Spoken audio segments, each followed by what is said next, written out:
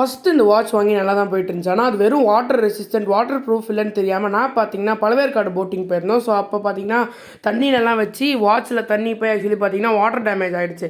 அதனால SK info அப்படின்னு ஒரு சிஸ்டம் கிட்ட போயிட்டு நாங்கள் ரீப்ளேஸ்மெண்ட் கேட்டிருந்தோம். அவங்க கூட அந்த வாரண்ட்டி பீரியடில் தான் ரீப்ளேஸ் பண்ணிக்கிறேன்னு சொல்லியிருந்தாங்க. அது கொஞ்ச நாள் கழிச்சு ஃபயர்பால் கிட்டேருந்து மெசேஜ் வந்துச்சு, நாங்கள் உங்கள் வாட்சை ரீப்ளேஸ் பண்ணிட்டோம், உங்களுக்கு வாட்ச் வந்துடும் அப்படிங்கிற மாதிரி. ஸோ அதுக்கப்புறம் பார்த்தீங்கன்னா ரீப்ளேஸ் பண்ணி நமக்கு வேறு ஒரு வாட்ச் கொடுத்தாங்க.